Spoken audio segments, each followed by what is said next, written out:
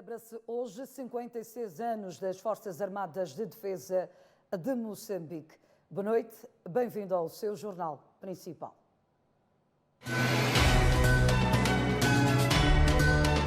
Presidente da República diz que terrorismo em Cabo Delgado e ataques da junta militar da Renamo são atentado à independência nacional. Joaquim Chissano diz que o governo deve ter cuidado em relação à intervenção externa no combate ao terrorismo. Moradores do bairro Lene B denunciam destruição ilegal de residências. O Presidente da República, Filipe Nyusi, diz que o terrorismo em Cabo Delgado e os ataques da junta militar da Renamo são atentado à independência nacional. Nyusi elogiou ainda a bravura das Forças Armadas pela entrega na defesa da soberania do país. Dirigindo a cerimónia de celebração esta sexta-feira do início da luta armada de libertação nacional, o Presidente da República, Filipe Nyusi, começou por destacar os esforços daqueles que lutaram para libertar o país. Cansados de sucessivas derrotas e humilhações, em 1962, sob direção do Dr. Eduardo Chivambo Molhane, moçambicanos de todas as tribos uniram-se numa única frente para lutar pela libertação de Moçambique. E porque não se vislumbrava nenhuma solução negocial para o alcance da nossa independência, a 25 de setembro de 1964, o povo moçambicano teve de pegar em arma e iniciar a luta pela independência nacional. É neste contexto que o 25 de setembro foi consagrado o Dia das Forças Armadas de Defesa de Moçambique. Moçambicanas e moçambicanos, em ocasiões anteriores, já nos referimos que as nossas Forças Armadas de Defesa de Moçambique são herdeiras do legado glorioso das Forças Populares de Libertação de Moçambique. Filipe Nyusi destacou ainda a insurgência em Cabo Delgado e os ataques da junta militar da Renamo no centro do país, referendo que constituem atentado à independência nacional. Os ataques terroristas em alguns distritos da província de Cabo Delgado, assim como os ataques da zona centro do país, protagonizados pela auto-intitulada junta militar da Renamo, constituem clara afronta à independência nacional, à integridade territorial e à paz que o povo moçambicano conquistou com muito sacrifício. Filipe Nyusi falou também dos desafios das Forças Armadas de Defesa de Moçambique. Se no passado as nossas Forças Armadas tiveram o desafio de libertar o país do colonialismo português, hoje, com o advento da globalização, as ameaças são difusas e mais imprevisíveis, o que exige das Forças Armadas a defesa de Moçambique um elevado nível de flexibilidade e prontidão combativa. O terrorismo, o crime transnacional, a pirataria, o crime cibernético e as missões humanitárias são alguns dos desafios que as nossas forças devem também estar preparadas para combater e vencer. Esta conjuntura adversa requer elevados níveis de coordenação e de articulação interinstitucional. Para que tal desiderato seja alcançado, há necessidade de desenhar respostas cooperativas e abordagens integradas, combinando a componente militar com a componente civil. E não deixou de reconhecer a entrega das Forças Armadas na defesa da soberania do país. Nós, os moçambicanos, fazemos a nossa humilde vénia às Forças de Defesa e Segurança, em geral, e às Forças Armadas de Defesa de Moçambique, em particular, encorajando-as a manterem-se firmes. Vós sois o nosso orgulho e uma verdadeira fonte de inspiração para toda a nação. Continuem a honrar a nossa pátria, espalhando as sementes do patriotismo, dedicação e bravura, sem olhar para as nossas diferenças e cobrindo sempre a bandeira que une os moçambicanos. Por fim, Filipe Nyusi deixou um recado em forma de reflexão. A história sempre avança e nunca espera pelos dúbios, inertes, indolentes e fracos. Somente as pessoas que avançam junto com a história e com o tempo podem ter o futuro brilhante. Estas pessoas são as Forças Armadas de Defesa de Moçambique, é o povo moçambicano que caminham com o passado e o presente dos moçambicanos com a coragem e determinação. O 25 de setembro deste ano comemora-se sob o lema FADM 50 anos engajados na defesa da soberania e firmes na consolidação da paz. Já o antigo presidente da República, Joaquim Chissano, diz que o governo deve ter cuidado em relação à intervenção externa no combate ao terrorismo. O governo pediu no passado dia 15 de setembro corrente apoio logístico e militar à União Europeia para combater o terrorismo em Cabo Delgado. Sobre este pedido, o antigo presidente da República, Joaquim Chissano, diz que o governo deve ser cauteloso.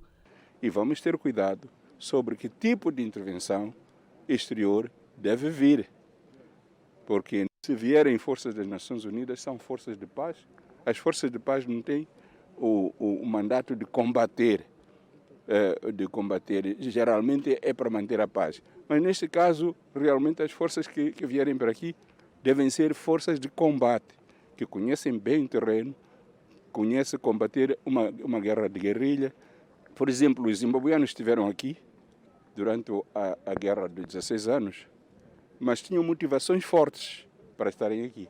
E é preciso, portanto, quem vier ajudar tenha essas motivações fortes. Tudo isso tem que ser estudado e equacionado para que não haja desastres. O exterior pode vir, mas nós devemos focalizar em dar maior capacidade às nossas próprias forças.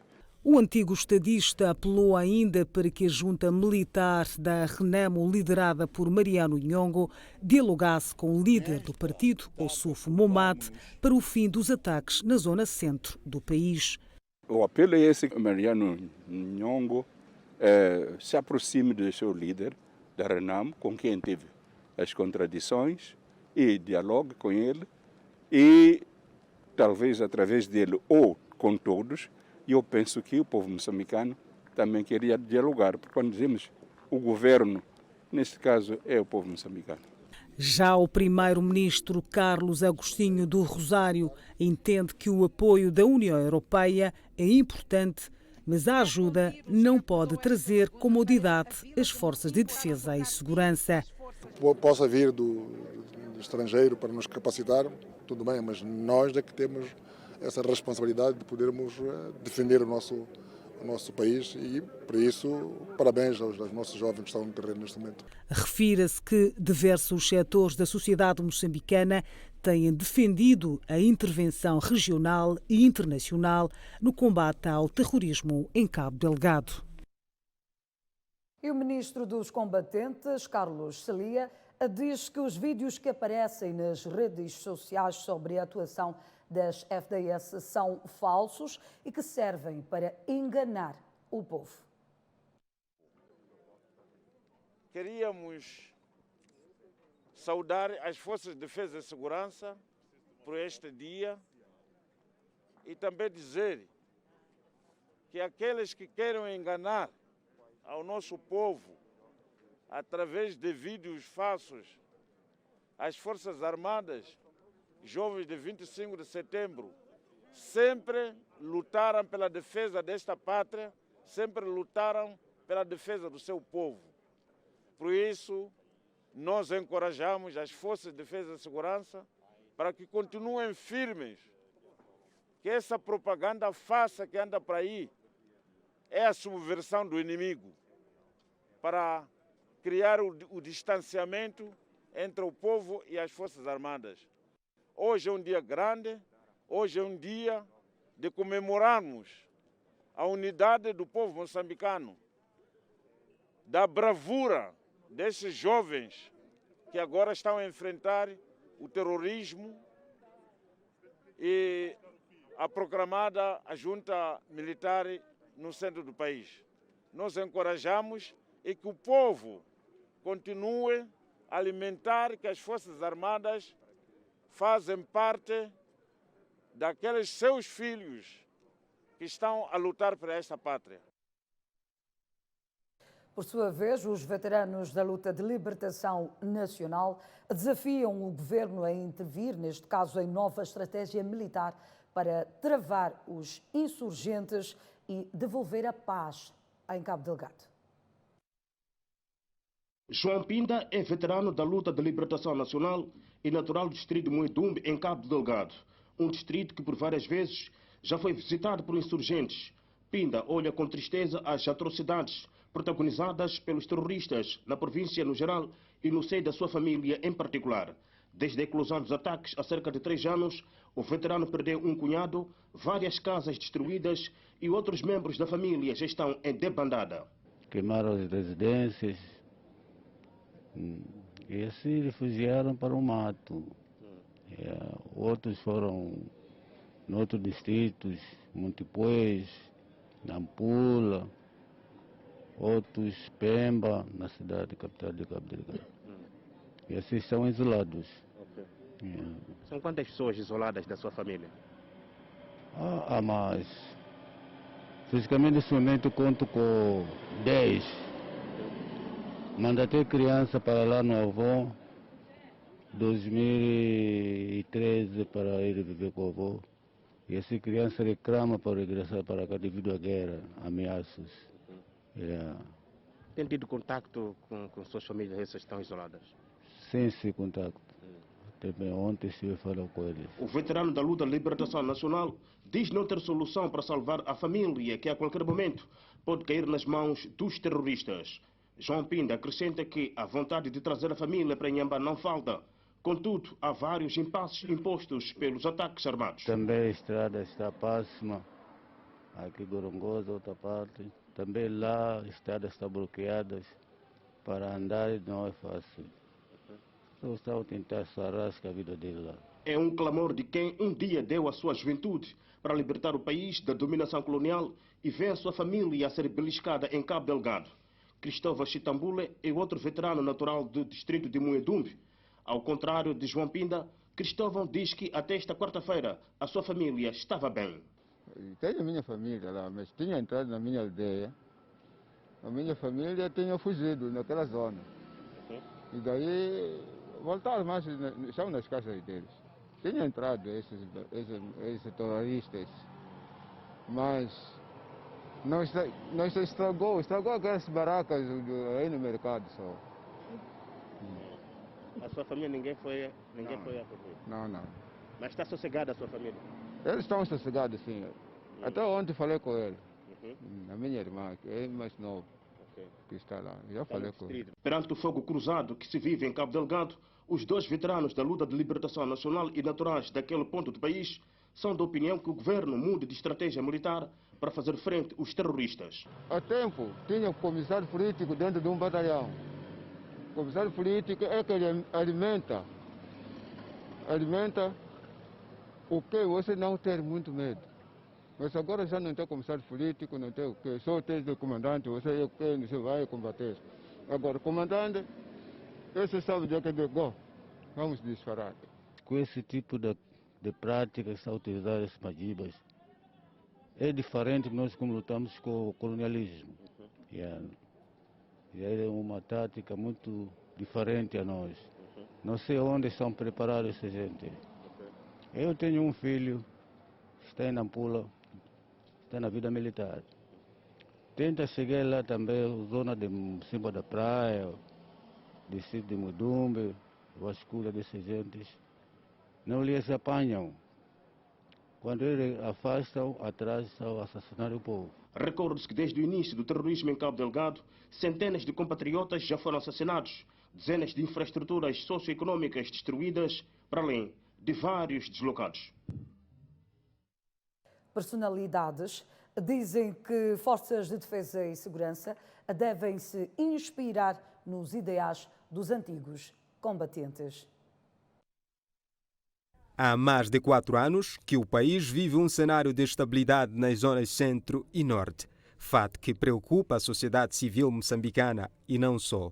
Sobre o assunto, personalidades do governo entendem que a pátria não é somente da responsabilidade dos militares, mas também do povo moçambicano. Os desafios são os desafios de paz, como eu disse ali, desafios de manutenção da paz, os desafios de promoção de um desenvolvimento para o nosso país, os desafios de dar muito mais água à nossa população, os desafios de dar muito mais comida à nossa população. O que nós queremos é isso, queremos paz no nosso país, queremos que todos nós, todos os jovens se desencorajem nesses atos de terrorismo e de ataques à zona centro. Portanto, todos nós temos que trabalhar para que o desafio principal, que é o desenvolvimento de Moçambique, seja uma realidade. Não é? O primeiro grande desafio é continuarmos a incentivar as nossas Forças Armadas de Defesa de Moçambique e para todos os moçambicanos, no sentido de compreender que a defesa da pátria não é tarefa exclusiva das Forças de Defesa e Segurança, tal como disse o Presidente Inhosso no seu discurso hoje, é tarefa de todos e cada um de nós. Nós outros podemos participar através de atos de vigilância, através de atos de educação patriótica aos nossos jovens, para todos compreenderem que este país pertence a todos nós, independentemente das convicções políticas, religiosas que cada um possa ter, mas se nós conseguirmos consolidar a paz, consolidarmos a reconciliação nacional, poderemos avançar nas áreas de produção, de modo a termos um país onde cada moçambicano consiga se rever para ser um país livre de pobreza e onde as oportunidades certamente estão sendo partilhadas com a participação de cada um de nós. Não há dúvida que 56 anos de muita luta, a luta destes heróis moçambicanos que em 25 de setembro de 64 no Chai iniciaram esta luta pela nossa libertação e que alcançaram o seu grande resultado e objetivo com 25 de junho. Hoje aqui estamos a celebrar, a homenagear e a dizer obrigada a todos estes lutadores, a todos eles que ainda continuam no teatro de guerra, hoje no norte do nosso país e na região centro de conflitos, para manterem a paz e a segurança do nosso país, que é a prioridade das prioridades deste governo neste momento.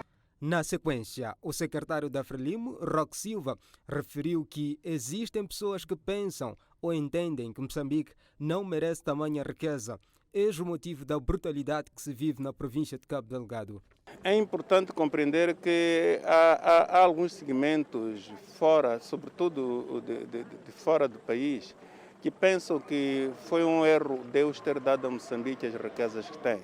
E pensam que essas riquezas tinham que ser deles. Daí este esforço todo de criar perturbação em Cabo Delgado, onde temos estes recursos todos.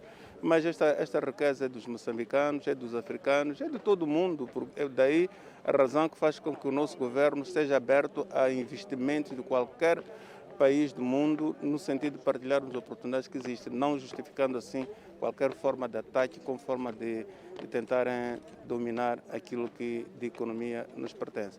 Refira-se que os ataques em Cabo Delgado, protagonizados pelos insurgentes, já deslocaram pouco mais de 15 mil pessoas em diferentes distritos da província. Mais de 1.500 figuras foram condecoradas esta sexta-feira devido ao bom desempenho e zelo no desenvolvimento do país. Das mais de 1.500 personalidades galardoadas em todo o país, 30 foram condecorados na cidade de Maputo pelo Presidente da República nas áreas da cultura, desporto, ciência e luta de libertação. Os condecorados dizem-se felizes e orgulhosos pelo reconhecimento. 3 realidades me envolvem neste preciso momento: Deus, família e a nação, que é a pátria. 3. Eu não esperava e nunca fez parte de mim esperar prémios. Tento, sim, na vida fazer o melhor possível, segundo as minhas capacidades, onde os meus chefes me indicam. E servi neste sentido a algumas instituições relevantes deste país.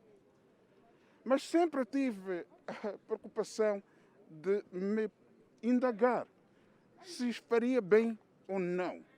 E as respostas nem sempre eram boas para mim. Mas hoje, quando a nação, quando a pátria, quando o Estado, que é um instrumento da nação, e na pessoa do Presidente da República, porque este é o culminar de um processo de muita auscultação para a tomada de decisão para atribuir galardão como este. Quando isto acontece, eu digo que, afinal de contas, eu pude levar algum grão de areia. Na mesma senda, Pio Matos, condecorado na área de desporto, diz que o reconhecimento reveste-lhe de muita responsabilidade e mais força para continuar com o trabalho. Eu com muita responsabilidade, não com o sentido de dever cumprido, porque ainda tenho muito para dar. Dizer que vou continuar a trabalhar, agradecer ao governo moçambicano e à sua excelência, presidente Filipe Jacinto Nunes, pela condecoração. Até hoje significa que trabalhei bem, até hoje pelo menos. Que vou continuar a trabalhar, não da mesma maneira, claro, porque aumenta muito a responsabilidade. Vou me dedicar mais, vou procurar ajudar mais aos mais novos e continuar a honrar a nossa bandeira, claro. Por outro lado, Raul Domingos disse satisfeito com a condecoração e deixa um recado aos moçambicanos.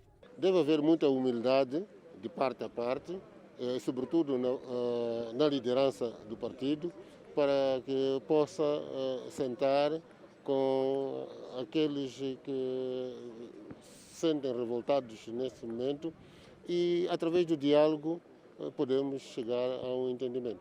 Refira-se que réplicas da cerimônia de condecoração aconteceram em todas as capitais provinciais.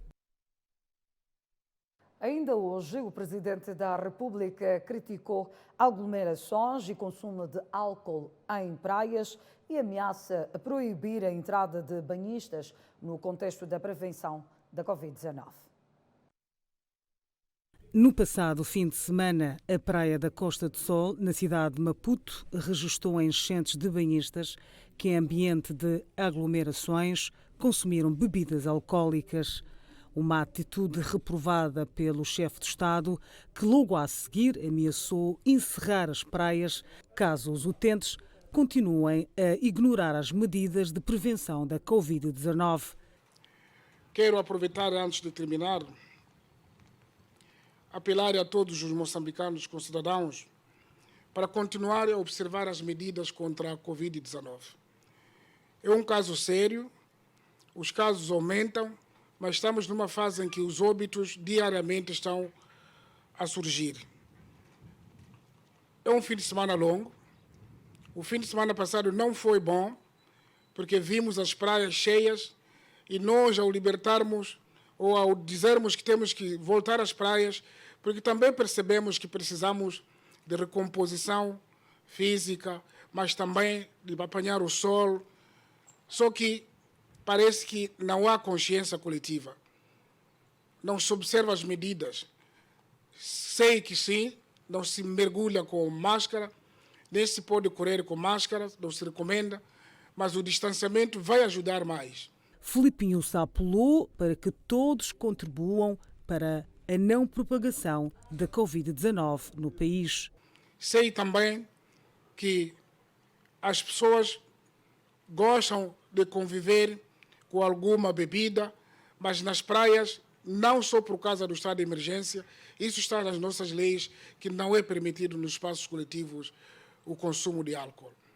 Pedimos para que respeitemos a vida, porque este país precisa, temos muitas preocupações e nós podemos poupar mais o medicamento, o comprimido, para podermos fazer muito mais. Precisamos de água, precisamos de energia, precisamos de estrada.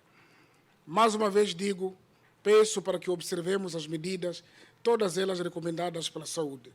Dados da saúde desta quinta-feira indicam que 51 pessoas morreram de Covid-19 e mais 137 casos da doença foram diagnosticados no país. Políticos e sociedade civil temem que pronunciamentos do Ministro da Defesa, Jaime Neto, incitem crimes de guerra no país. Eles nunca violaram os direitos humanos no teatro operacional. Norte. Matar um terrorista não é violar direitos humanos. São estes pronunciamentos de Jaime Neto que tiram sono à sociedade civil e os partidos da oposição. António Maçango diz tratar-se de uma incitação a crimes de guerra e teme que o país possa carregar um fardo pesado com possíveis sanções internacionais. Está-se a incitar um crime de guerra que pode ter, de facto, um fardo de guerra e que o governo até pode não ter a capacidade da resposta. Há um total desrespeito. Se um governante aparece e diz isso, é sinal de que estão, de facto, a incitar que os insurgentes, ao escutando a voz de um membro do governo, o que poderá, de facto, acontecer mais à frente é a chacina. E o próprio governo não dá valor a esta questão da violação dos direitos humanos e é a razão pela qual aparece e coloca as coisas naquele conceito em que ele acha que, matando insurgente não é questão da violação dos direitos humanos, mas nós estamos a falar do homem. Já membro da sociedade civil, Lorena Mazif, diz que o mais conveniente seria transmitir esta mensagem dentro do Ministério da Defesa para que não haja mau entendimento por parte da Força Militar no Teatro Operacional Norte. Era conveniente que o próprio Ministério da Defesa, não é, a partir dos seus vários departamentos, explicasse de forma clara e inequívoca para impedir que haja maus entendimentos desta mensagem emitida pelo Ministro da Defesa. Os cidadãos têm esse direito, não é? E que não é aceitável, não era suposto ser aceitável que este direito estivesse por baixo de qualquer outro que fosse. Este direito pode estar sendo deixado de lado, não é? É razão de causa maior, que é a proteção dos cidadãos moçambicanos que estão a ser flagelados por este conflito. O deputado Antônio Bueno tem posição contrária e diz tratar-se de um pronunciamento legítimo em prol da defesa da soberania nacional. Uma confrontação é evidente, quer dizer, está alguém armado, vai contra mim. Primeiro é a própria defesa e integridade da vida do militar que está ali à frente. Evidente, qualquer cidadão tem direito à legítima defesa. E pior, ali situações militares estão ali a defender a soberania contra pessoas que estão a atacar o Estado. Eu acho que faz sentido. Qualquer cidadão entende que é legítimo. Entendeu? Qualquer pessoa armada que atenta contra a autoridade do Estado, naturalmente o Estado tem que tomar as medidas que se julgar pertinentes para esse efeito, em defesa do próprio Estado. Refira-se que muitos regimes africanos foram severamente penalizados pelo cometimento de crimes de guerra, casos da República Centro-Africana, República Democrática do Congo, entre outros estados. A Associação Moçambicana de Polícias defende a apresentação pública dos agentes do Estado, neste caso, que envolvem-se em atos de violação sexual como forma de desencorajar a prática. O presidente da Associação Moçambicana de Polícias, Nazário Mwanambani, teceu os pronunciamentos em reação ao envolvimento de um agente do Serviço de Investigação Criminal no abuso sexual de uma adolescente de 13 anos no bairro da Machava Sede, no município da Matola.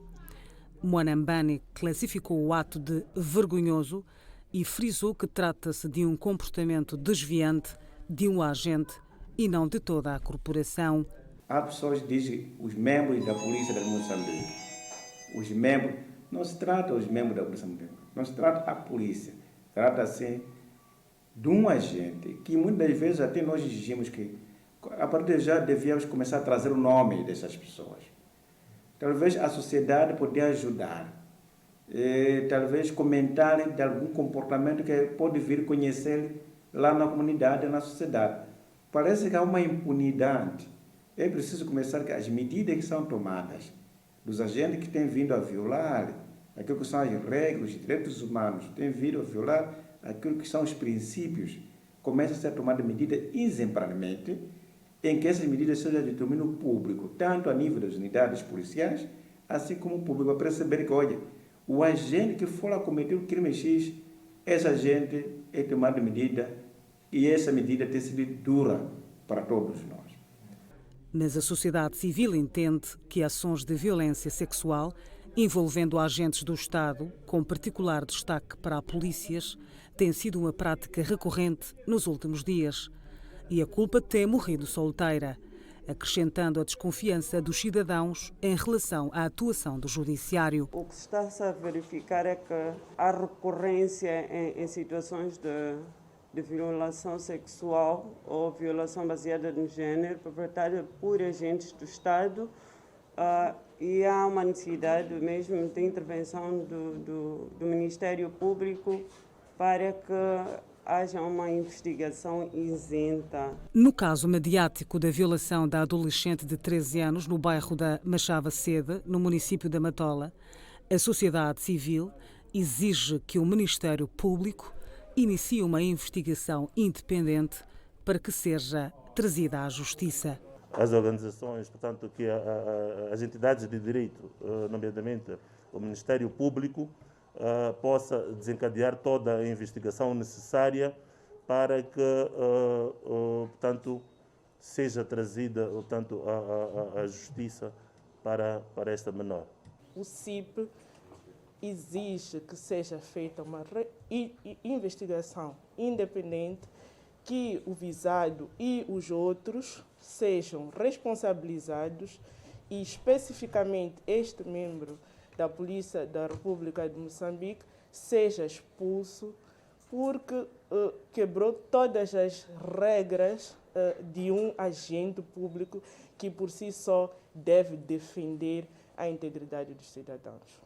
De salientar que um dos indivíduos envolvido no ato de abuso sexual da adolescente de 13 anos é agente do Serviço de Investigação Criminal na província de Maputo há sensivelmente 2 anos. Detidos 2 indivíduos acusados de consumo e venda de drogas no distrito de Dondo, em Sofala. Estes 2 cidadãos nacionais estão sob custódia policial no comando distrital de Dondo, na província de Sofala, por estarem envolvidos em negócios e práticas ilícitas. Tudo porque este homem de 48 anos de idade, residente no bairro de Canhandula, foi surpreendido com um embrulho contendo suruma, produto que assume consumir há décadas para aumentar a sua resistência no exercício das suas atividades. Eu fumo, não bato pessoa, não faço o que, eu só fumo para ir na machamba trabalhar. Quando fumo, eu sinto, pode ir das 6 na machamba até 12 a 13, aquele mano não sente cansaço. É para dar força. Sim, dá-me força. Mas está consciente de que consumo de drogas é crime? Sim, sei. Assim, já sou muito arrependido, porque tenho famílias, está na minha responsabilidade, tenho netos que estão na minha responsabilidade. Quando estou aqui, perduquei toda a minha vida lá em casa. Encontrado pelas autoridades policiais com suruma no bolso, confessou que tem adquirido a droga há já 6 meses, num local mais próximo da sua casa, onde teria sido indicado pelos seus amigos. De repente foi interpelado com a polícia, vim aqui, fomos fazer a diligência, fomos a mostrar a entrada dessa dona que vende o tabaco. Há quanto tempo faz a compra de droga em casa dessa senhora? Este ano que ele começou. Este ano. Como é que soube que lá está a vender? Tem pessoa que costuma ir lá comprar. Eu ouvi. O senhor está a dizer que só este ano ele começou a vender. Já sabia desde muito que ele tinha drogas em casa? Não, só percebi esse ano. Esta mulher é quem vende a cannabis sativa, ou seja, a suruma, e faz o negócio há 8 anos, mas o segredo veio ao público quando envolveu menores no negócio. Encontraram, eu estava dentro a dormir, encontraram um sobrinho que estava fora a brincar. Então chegaram, tiraram 20 meticais, deram esse senhor. Então deram aquela pessoa que esse senhor deu aquele sobrinho. Como aquele sobrinho sabe que o tio, às vezes, quando ele não está, quando o tio está dentro, a pessoa está fora, eles recebem 20 meticais, vão dar à pessoa que está dentro. A criança recebeu os 20 meticais, entrou diretamente, tirou uma bola e entregou esse senhor. O marido é quem tem estado encarregue em adquirir este produto tóxico. Ele comprava, vinha, fazia bolinhas e dava-me, dizia assim, quando vir um dos meus amigos, vende para eles cada bolinha 20 meticais. Sabes onde é que ele comprava? Onde é que ele comprava? Onde que ele comprava, eu não sei, não posso explicar, só ele trazia em casa. Então ele simplesmente comprava, consumia, revendia para voltar a comprar a droga, não ajudava nada em casa? Nada, não comprava nada. Só vendia para conseguir manter a base, como ele é pedreiro, manter a base do valor dele de comprar copo, para ele não ficar a perder. Mas nunca lhe apareceu a curiosidade de querer saber onde que ele compra isso e por que ele compra e consome? Já me apareceu a curiosidade de lhe perguntar por que consome. Ele disse, eu consumo desde que estamos juntos, eu consumo só para... Não consigo ficar sem consumir essa droga. A indiciada diz não saber ao certo onde, porque ele fugiu quando soube que a mulher foi detida pela polícia. Ainda no âmbito das condecorações, o pugilista Lucas Sinoia foi distinguido pelo Estado com medalha de mérito desportivo. Uma data na história. É assim como deve ser lembrado o dia 25 de setembro de 2020. Também não é para menos. A figura em destaque teve de esperar 29 anos para ser galardoada. Chama-se Lucas Sinoia. O seu nome tornou-se mais popular em pleno dia 25 de junho de 1991, quando protagonizou o KO mais rápido dos Jogos Africanos do Cairo. De lá a esta parte, Sinoia esperava pelo seu dia, ou seja, o dia que o país iria parar para render-lhe homenagem. Como diz o ditado, quem espera alcança. Sinoia esperou, esperou, esperou. E hoje, o Estado presenteou-lhe com a medalha de mérito desportivo. Muito antes desta data, em agosto, Sinoia já tinha sido homenageado por Gabriel Júnior no programa Moçambique em Concerto. Lembremos deste momento marcante. Lucas, este carro é teu, esse carro é teu, é um presente especial para ti, você merece, você é uma daquelas pessoas que levanta a bandeira de Moçambique, você é uma daquelas pessoas que faz Moçambique feliz, toda a tua vida foi servindo a Moçambique, é uma singela homenagem, mas acredito que você merece muito mais. Está aqui, você sai daqui com esse carro e vai embora. Conheçamos o percurso do nosso galardoado. Uma modalidade que chegou ao auge nos anos 80, quando Lucas Januário Sinoia, para muitos o melhor pugilista moçambicano de sempre, ganhou uma medalha de bronze nos Jogos Africanos de Nairobi, no Quênia. O momento mais marcante é ir disputar Jogos Africanos no Quênia, que foram os primeiros Jogos Africanos que eu participei, e ganhar uma medalha de bronze, podia ser de ouro, mas naquela altura foi de bronze, e saber que aquela medalha de bronze era a primeira que Moçambique tinha no todo como país independente. Então, isso foi muito marcante para mim, até hoje me sinto orgulhoso por ser primeiro a trazer aquela medalha e abrir as portas para todas as outras medalhas que agora Moçambique tem nos Jogos Africanos. No ano seguinte, o pugilista, natural do distrito de Mutarara, em Tete, não parou. Participou nos Jogos Olímpicos de 1988, que tiveram lugar em Seul, Coreia do Sul. 8 anos depois, Sinoia participou nos Jogos Olímpicos de Atlanta, nos Estados Unidos, em 1996. Para ser franco, eu digo assim, o país era muito novo, era muito jovem, após a independência. Eu acho que cada um de nós tinha orgulho de Moçambique que tinha orgulho de poder dizer assim, eu vou fazer o melhor para mostrar o meu país, eu vou fazer o meu melhor para ser eu, dizer que o país é possível fazer.